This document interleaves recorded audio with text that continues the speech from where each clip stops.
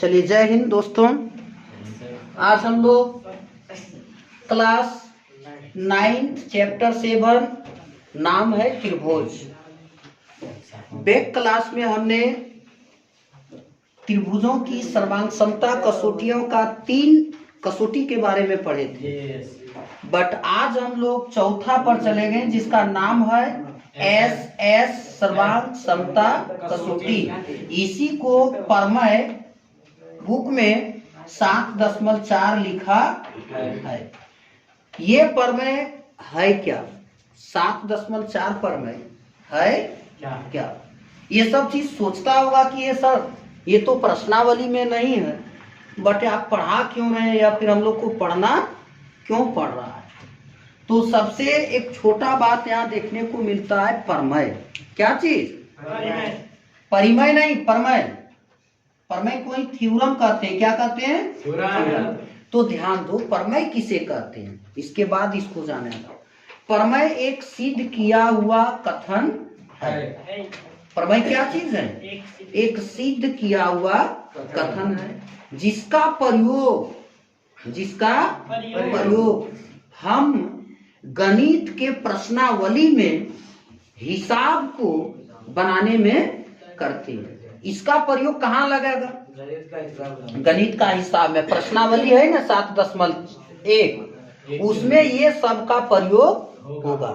इसीलिए हम लोग जो है ना सबसे पहले सर्वांग समता की कसौटी को पढ़ रहे हैं। किसकी कसौटी को? सर्वांग समता की कसौटी। कसौटी को उस दिन हम बताए थे नियम कहते हैं।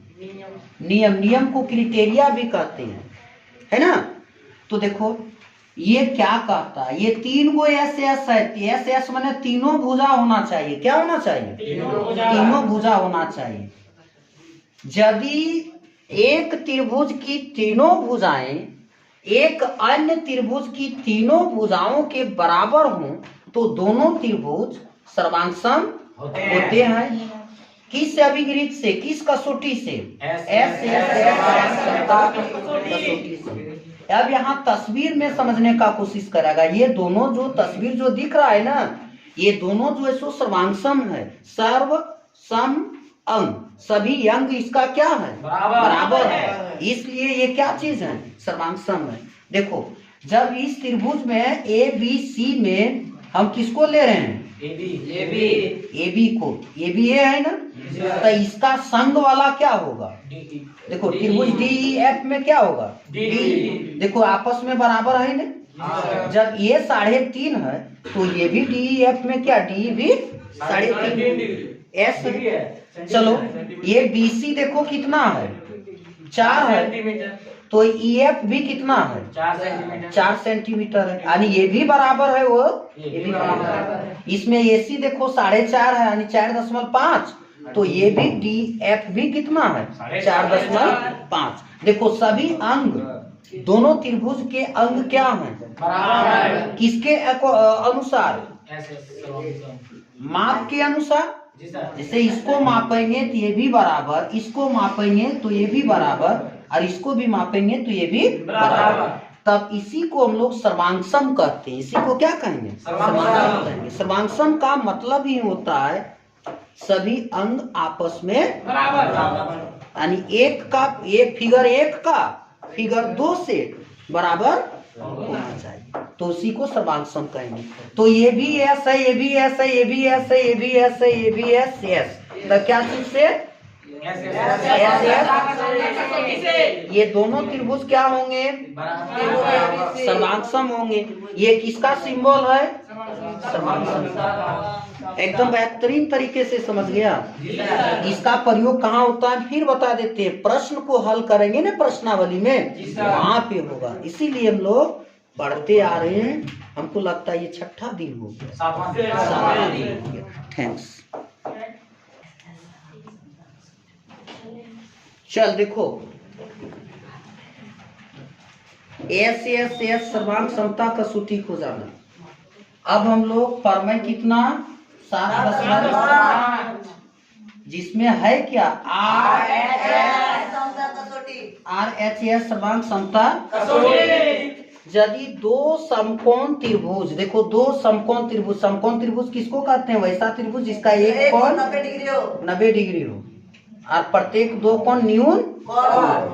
तो दो समकोण त्रिभुजों में एक त्रिभुज का कर्ण, इसको कर्ण कहते हैं, इसको आधार कहते हैं और इसको लंब कहते हैं। ये भी इस त्रिभुज का कर्ण है, ये भी आधार है और ये लंब है। समझने का प्रयास करना है फिगर से।